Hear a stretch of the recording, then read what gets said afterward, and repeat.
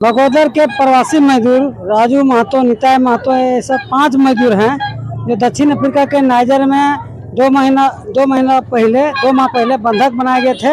उसके बाद उनकी कोई भी जानकारी नहीं है, कोई भी सूचना नहीं है कि अभी तक मजदूर कहाँ फंसे हैं। इसके सवाल पर, मजदूरों के घर वापसी के सवाल पर अन्नपूर्णा जी से यहाँ पूछने आई थी यहाँ के महिला कि आखिर वो जो प्रवासी मजदूर है उनका अभी तक रिहाई क्यों नहीं हुआ है। तो क्या हुआ?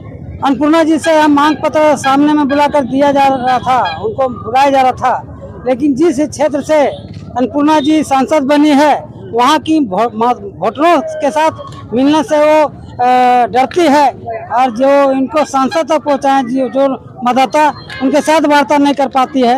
ये किस प्रकार के सांसद है? इससे साफ जाहिर होता है कि जनता के सवाल पर यहाँ की सांसद निकम्मा है। तो क्या कुछ बातें हो पाई, नहीं हो पाई? बातें तो अभी नहीं हो पाई। अंत में जो लोकतांत्रिक प्रक्रिया है, इश्तेहार चिपकाने का उनके घर के सामने चिपकाया गया, लेकिन प्रशासन, आप देखें कि प्रशासन ने मांग पत्र को चिपकाने से रोका, लेकिन महिलाओं ने मांग पत्र को चिपकाया। आगे कुछ केंद्र सरकार से सीधा क्या कहेंगे? केंद्र सरकार से हम कहेंगे कि आप शर्म में जैसे कह रहे थे, आप ही का देश का जो नागरिक है, यहाँ रोजी रोजगार यदि सही रहता, रोजगार यदि यहाँ मिलता अपने देश में, तो विदेश क्यों जाते काम करने के लिए। प्रवासी मजदूर का मांग की हम लोग सकुशल घर वापसी की मांग करते हैं केंद्र सरकार से, भाजपा सरकार से, और उनका वापसी कुशल पूर्वक हो और उनके परिवार, जो पीड़ित परिवार है, उनको प्रत्येक माह 50,000 रुपया उनको मुआवजा मिले। एसोसिएशन इफ्वा के द्वारा जो नाइजर में फंसे 5 मजदूर है उनके खिलाफ में हम लोग उनको वापसी को मांग लेकर के हम लोग प्रतिवाद मार्च करके सभा किए, लेकिन यहाँ की जो सांसद अन्नपूर्णा देवी हैं, बार बार कोशिश करने के बाद उस धरना स्थल पर नहीं आई।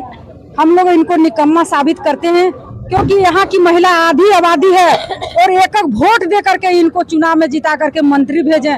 जब इनको वोटर से डर है तो आम जनता क्या कर सकता है, ये तो आप ही लोग बता सकते हैं। इसलिए हम सांसद महोदया के कहना चाहती हूँ कि आने वाला दिन में यही महिला जो देख रहे हैं आपको एक एक करके जवाब देगी, और जब तक प्रवासी मजदूर वापसी नहीं आएगा, हम लोग इनका है सो पूरा कोडरमा लोकसभा में जगह जगह इनका पुतला दहन करेंगे, और इन कार्यक्रम को हम लोग आगे बढ़ाते हुए अगर जरूरत पड़ा तो हम लोग विधानसभा भी मार्च करेंगे। तो ज्ञापन नहीं सौंप पाए आप लोग? नहीं, यहाँ के सांसद महोदय का कहना था कि 5 आदमी जो परिवार पीड़ित है वो नहीं जाएंगे, तो हम लोग जाकर के क्या करेंगे?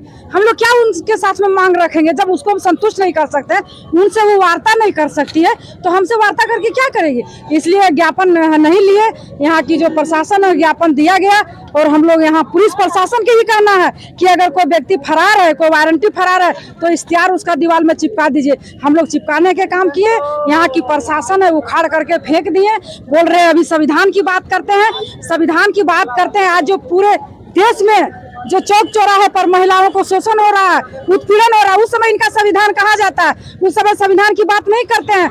जब इनके ऊपर आया तो इस संविधान की बात करते हैं। इसलिए संविधान सीखने की जरूरत है। आप पढ़ करके देखिए संविधान में क्या लिखा हुआ है। महिलाओं को भी अधिकार है, यहाँ की सांसद है, हम लोग को अधिकार मांगने के लिए। परिवार का क्या कहना है? पीड़ित परिवार को विचार है कि सकुशल उनके जो 5 परिवार हैं वो वापस वापसी आए, और उसके बाद जो गरीब परिवार है, यहाँ प्रवासी मजदूर के लिए, यहाँ खाने के लिए लोग तरसता है, प्रवासी मजदूरी करने के लिए जाते हैं, और वैसे व्यक्ति अगर वापसी नहीं होगा तो हम लोग आने वाला दिन में इनको संसद महोदया के मुंह तोड़ जवाब। यही मांग थी कि जो प्रवासी मजदूर लगातार फंसे रहते हैं, अगर मर भी जाते हैं तो उनका लाश भी आना जो है मुमकिन होता है। इसलिए हम लोग इससे मैडम से मिलने इसलिए भी आए थे कि आप सरकार में मंत्री हैं, तो आप शायद इस बात को रखेंगे, जो प्रवासी मजदूर लोग हैं उनका एक मुकम्मल नीति बना जाए, कानून बनाया जाए, जो ताकि वैसे लोगों के लिए आने की जो सरकार यहाँ की सुविधा करे। क्योंकि इससे फंसे लोग, कब कहिए कैसे लोग हैं कि जो लाश भी समय पर नहीं आ पाता है। इसलिए हम लोग चाह रहे थे कि कानून बनाए। यही ज्ञापन हम लोग सौंपने के लिए आए। फिलहाल तो नहीं सौंप पाए, आगे फिर क्या करेंगे? हम लोगों ने ज्ञापन, आपने देखा कि एक महिला